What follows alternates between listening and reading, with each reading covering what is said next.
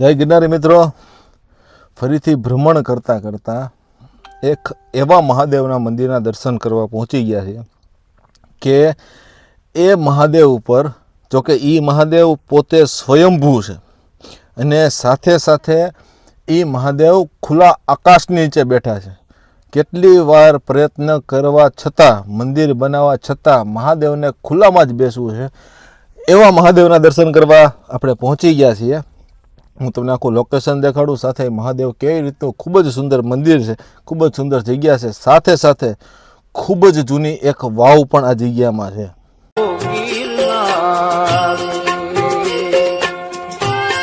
હાલ આપણે લાઠીથી શેખ પીપરિયાવાળા રોડ ઉપર, એટલે કે લાઠી ગામથી અંદર થોડુંક જવાનું, એવું લાગશે ને નીચે ડિસ્ક્રિપ્શન લખી દઈશ. કેરિયા નામનું ગામ આવે છે. એ ગામની પાદરમાં એક ખૂબ જ જૂનું, અંદાજે 200-250 વર્ષ જૂનું, અને એ પાછું સ્વયંભૂ મહાદેવ, એનું નામ છે શ્રી રામનાથ મહાદેવ, જેના દર્શન કરવા આપણે પહોંચી ગયા છીએ. આખું તમને લોકેશન બતાવું. સામે એક રોડ જતો છે. એ રોડ ટૂંકમાં આ સીધો રસ્તો છે શેખ પીપરિયા બાજુ, ને આ સીધો લાઠી જાય. ત્યાંથી આ રસ્તામાં જ બોર્ડ મારેલું છે શ્રી રામનાથ મહાદેવ મંદિર, અને આ છે એ મંદિરનો આખો બહારનો વ્યૂ.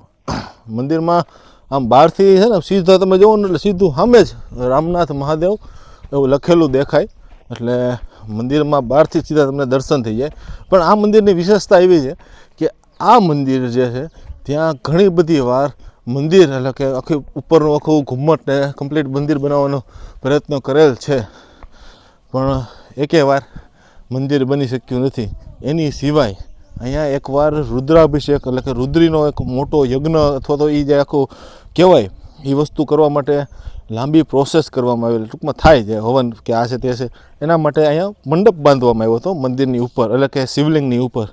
તો એ શિવલિંગની ઉપરનો મંડપ પણ પવન એકંદરે એવો લાખો મંડપ ફેંકી દીધો, એવા આ જલજલા મહાદેવ, સ્વયંભૂ મહાદેવ છે, જેના આપણે આ વિડીયોમાં દર્શન કરવાના છીએ. ત્યારે આપણે જેવા થોડાક અંદર આવીએ એટલે મંદિર, એટલે ટૂંકમાં પરિસરમાં જમણી બાજુ એક હવન, એટલે કે યજ્ઞશાળા છે, જ્યાં અહીંયા યજ્ઞની આખી વ્યવસ્થા છે.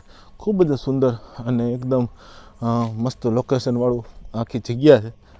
અને મેન સીધું સામે જ શ્રી રામનાથ મહાદેવ મંદિર છે, અને મંદિરની આ બાજુ અહીંયા એક ખૂબ જ જૂની, 200 વર્ષ જૂની, 200-250 વર્ષ જૂની રાજાશાહી વખતની એક વાવ પણ છે, જ્યાં પણ જાશું. પણ એની પહેલાં આપણે અહીંયા એક હનુમાનજી મહારાજ અને એક શીતળા માતાજી અને એક ચેતન સમાધિ છે, એક કહેવાય કે માતાજીની, એટલે કે જે બાપુ હતા એમના ધર્મપત્નીની અહીંયા ચેતન સમાધિ છે, જેના પણ હું તમને દર્શન કરાવું. અહીંયા પરિસરમાં એક નંદીજી, અને અહીંયા શ્રી રામનાથ મહાદેવ મંદિર, અને અહીંયા ટાવર ઉપર આખા ધજાની વ્યવસ્થા છે, અને સાથે સાથે મંદિર પ્રવેશ કરતાની સાથે બીજા નંદીજી, એટલે એક સાથે બે નંદીજી હોય એવું આ મંદિર છે.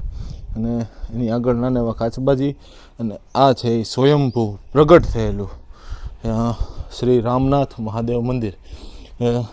રામનાથ મહાદેવ શિવલિંગ કહેવાય કે આપ જે પ્રગટ થયું ને એની એક સ્ટોરી છે, એ પણ હું તમને આગળ કહું. એની પહેલાં હું તમને આખા દર્શન કરાવું.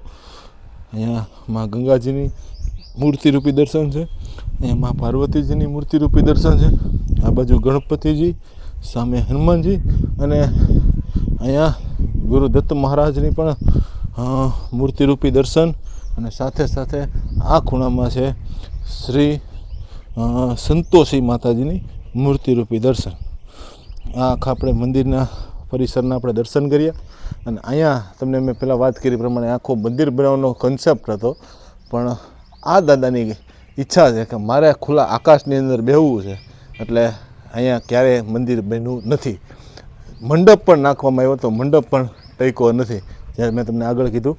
આ મહાદેવની સ્ટોરી એવી છે કે એક સમયે અહીંયા પહેલાં તો જંગલ વિસ્તાર હતો, એટલે જે ભરવાડ જે કહેવાય કે જે ગાયો ચરાવતા હોય એ લોકો અહીંયા આવતા એમની ગાયો ચરાવવા માટે. ત્યારે અહીં બાજુમાં જ એક નદી પણ છે, એની પણ હું તમને આગળ વાત કરું. એ એક ગાય આ સ્થાન ઉપર, એટલે કે આ સ્થાન ઉપર આવીને ઓટોમેટિક એનું જે દૂધનો પ્રવાહ હોય, જે દૂધ જે છે અભિષેક કરવાનો જે નિયમ છે સીધો આ જગ્યા ઉપર અભિષેક કરતી અને એ જે ભરવાડ હતા એમના દ્વારા અહીંયા ખોદકામ કરવામાં આવ્યું, કેમ કે અહીંયા થોડીક આમ ઢાળ જેવું હતું, ત્યારે ખોદકામ કરવામાં આવ્યું ત્યારે અંદરથી આ શિવલિંગ મળી આવી છે. અને અંદાજે કહું ને તો 200 થી 250 વર્ષમાં અહીંયા જે હાલ પ્રવીણગીરી બાપુ નામના અતીત બાબાજી આ જગ્યામાં સેવા કરે છે, એ પોતે એમના પુત્ર દ્વારા આપણને માહિતી મળી કે આવી રીતે મહાદેવ જમીનમાં સ્વયંભૂ પ્રગટ થયા છે. અહીં મોટું વિશાળ સરોવર અને અહીંયા બાજુમાં જે નદી તમને વાત કરી એ ગાગડિયો નદી છે. અમરેલી જિલ્લામાં જે લોકો રહેતા હશે એ લોકોને ખબર હશે કે ગાગડિયો એટલે શું. એક કહેવત પણ છે આપણે અમરેલીમાં કે શેત્રુંજીમાં ગાગડિયો ફળી ગયો, એવી એક કહેવત છે કે જેમ શેત્રુંજીમાં ગાગડિયો ફળી કે એમ આ ફળી ગયા, એમ બધા લોકો એક સાથે ભેગા થઈ ગયા. એ ગાગડિયા નદીના કિનારે આ શ્રી રામનાથ મહાદેવનું સ્થાન છે.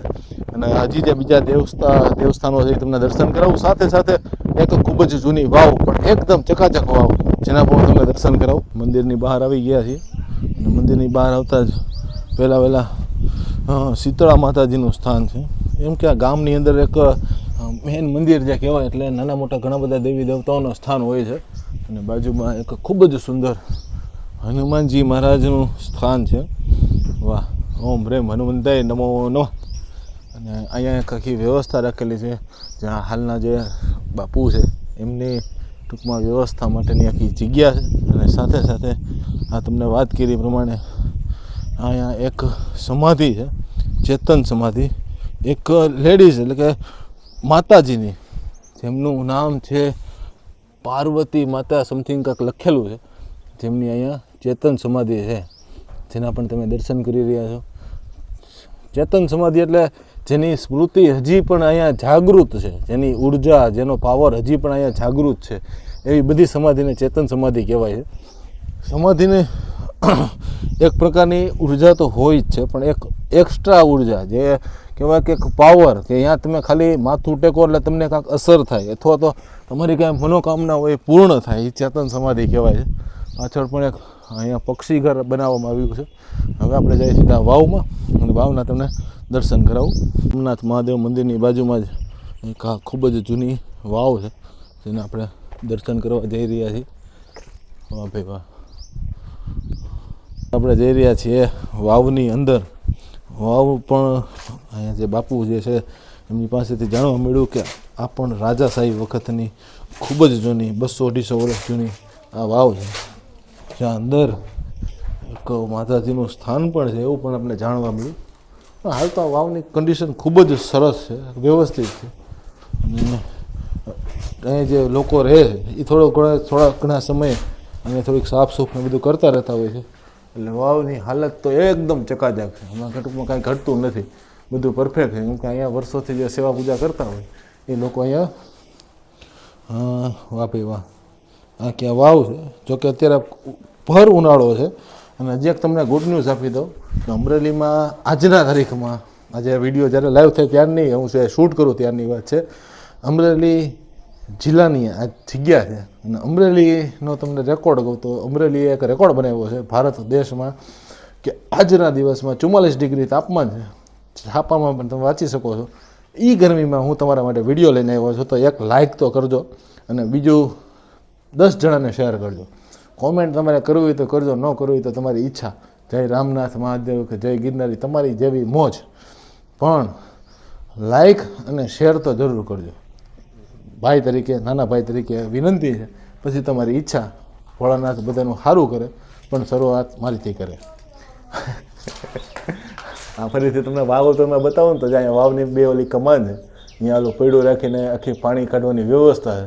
અત્યારે વચ્ચે એક થાંભલો મારી દીધો છે એટલે અહીંયાથી રીતે પાણી કાઢી શકાય. એક સામે ગાવાક્ષ જગ્યા ખાલી છે એટલે અહીંયા કંઈક દેવસ્થાન કે કંઈક હોઈ શકે એવું બની શકે. આ આખી જે 2 દરવાજાવાળી વાવ છે, નાની વાવ છે અને બાજુમાં નદી છે, ગાગડિયો નદી. એના કારણે જ્યારે પણ નદીમાં પાણી આવે ત્યારે સીધું પાણી અહીંયા કલાકમાં આખો આ ભરાઈ જાય. એ રીતની આખી વ્યવસ્થા છે આ વાવની.